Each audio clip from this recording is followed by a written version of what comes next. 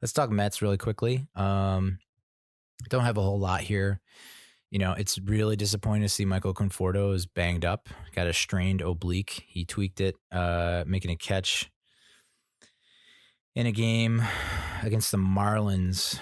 Um, I guess it was not this past Saturday, but the previous Saturday. Maybe it was this past Saturday. He underwent an MRI, and that stinks because I feel like that a strained oblique. I don't know what the timetable is on that, but that seems like that could come back to happen again and again. That feels like a repeatable offense, repeatable crime. It just seems like an injury that's probably not going to go away, and that stinks because we really needed him. We're already, people already have concerns about the outfield, even though it looks like Yo is on a is has a faster timetable to return or is going to return quicker than expected. It's just like I don't know. It's so tentative in the outfield that I don't want to disrupt that. And I don't know. I mean, like it seemed like we were fine. Like Conforto was finally getting all that good vibes, all the positive talk around how he is no longer a rising superstar. He is a superstar. We need to talk about him as if he is an elite outfielder, part of blah blah blah. And then this happens. It's like I just feel like he's going to take a step back now. Sucks. SNY Matthew Cerrone of SNY released a list of 3 under the radar Mets who could have an impact in 2020. First one up was the right-hander middle reliever that they acquired last year, Brad Bratch. Probably not saying that right. Anyway, he stunk with the Cubs, and that's what prompted the Cubs to release him, the Mets to pick him up.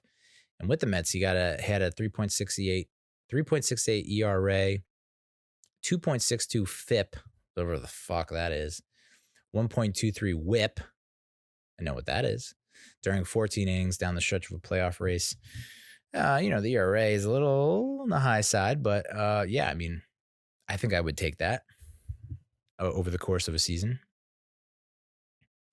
Next up is Jed Lowrie. And, it's hard not to have, I mean,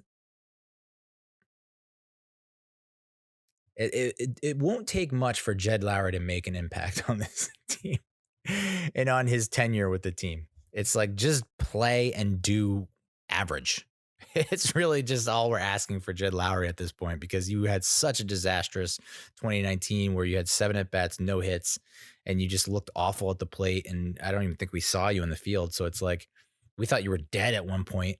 I mean, your nickname is literally Dead Lowrie. So anything that you contribute this season is a step up and it can be considered an impact. So Baseball Prospectus has him projected to have a 341 OPP on base percentage and 25 extra base hits and 270 at bats. And I think Baseball Reference pretty much has similar numbers, 272 plate appearances, 62 hits, 24 of which would be extra base. 24 25 would be extra bases. 8 home runs, 34 RBIs, 259 batting average, 33 runs. I mean, that's essentially comes out to about 1 or 2 plate appearances a game. So I think he might get a start here or there. Probably pinch hit in the later games when I think he's a switch hitter. I haven't seen enough of him. But it is insane to me that we paid him that much money and he's going to go down. I mean, that's got to go down as one of probably the worst contract, and that's including Jason Bay, I think, in Mets history. And then the last of the 3 is Walker Lockett, who's only 25 years old. He's a big dude, 6'5", 230. I guess a scout that is a source for Matthew Cerrone said that, quote, he's stable back of the rotation innings eater, useful spot starter who's similar to Robert Gsellman and Bartolo Colon. He gets ground balls and focuses most of his pitch volume in the lower third, which is great. But he did mention that if he misses at all, that he can get hit real hard, get his tits ripped. So, I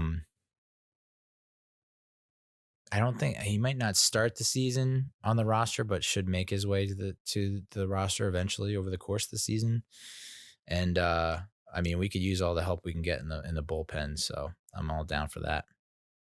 JD Davis is back, which is great news. So that should help us in the outfield.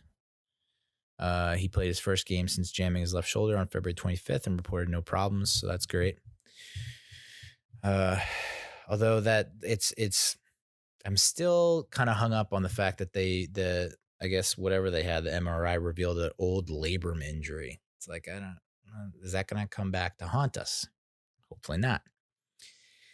And the big news over the past couple of weeks is that what do we do with the fifth starter? Okay, it looks like Rick Porcello has pretty much locked in his place in the rotation. So you got Porcello, Stroman, DeGrom, Syndergaard. Who's that fifth guy for you? Is it going to be Steven Matz? Is it going to be Michael Wacha? Is it going to be potentially...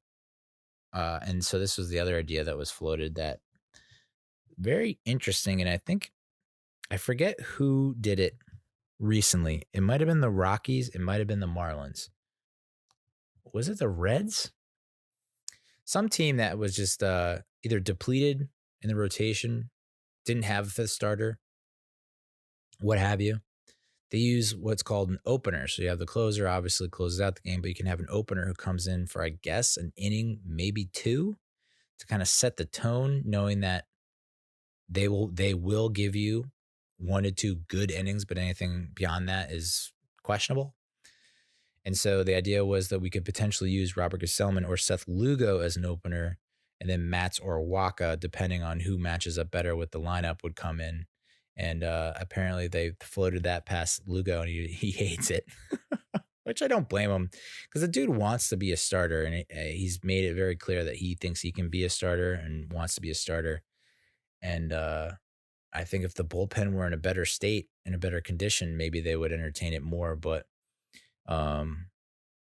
yeah, I'd much, I don't know. I don't like the idea of an opener.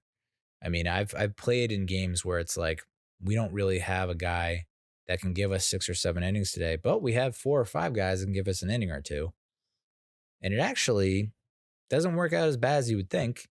I think it can work, and it has worked in the past. I've seen it work in the past, where it's like, just when you get a beat, first of all, no one is seeing the same guy twice. So you're seeing all new pitches, all new pitchers, with almost every, 3 batters or whatever it is, unless someone gets lit up. Like, it's just, you're not going to see the same guy twice. So I think if things are, I just don't think in the current arrangement that you would want that to happen. So,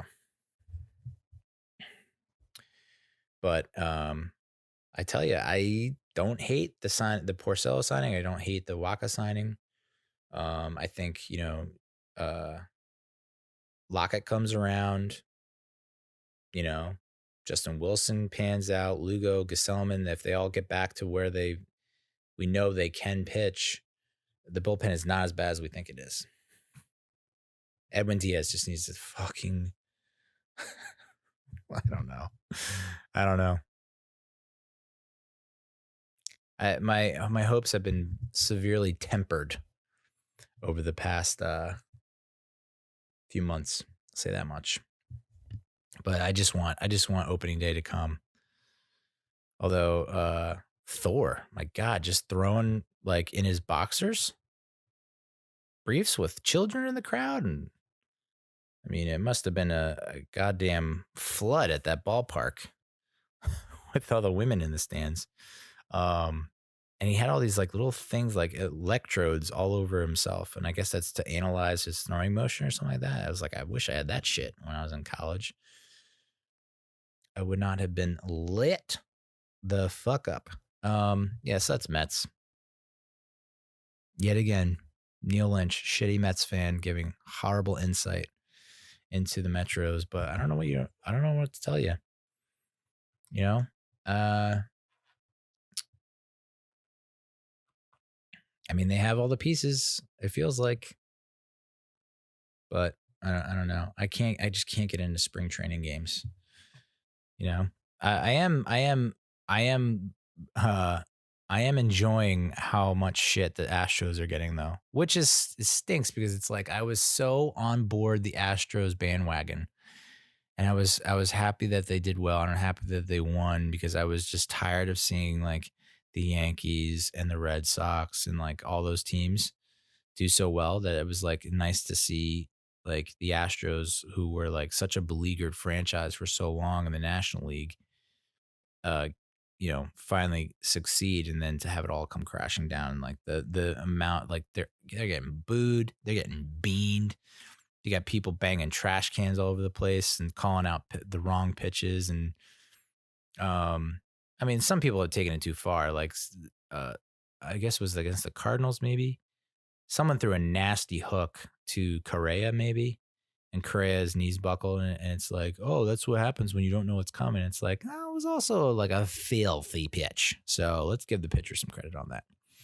Anyway, uh, I guess some pitcher is suing, maybe the Astros, which fuck it. Yeah, I guess if you're like out of the league and you're like, yeah, I didn't really save for retirement, I might as well go for a lawsuit.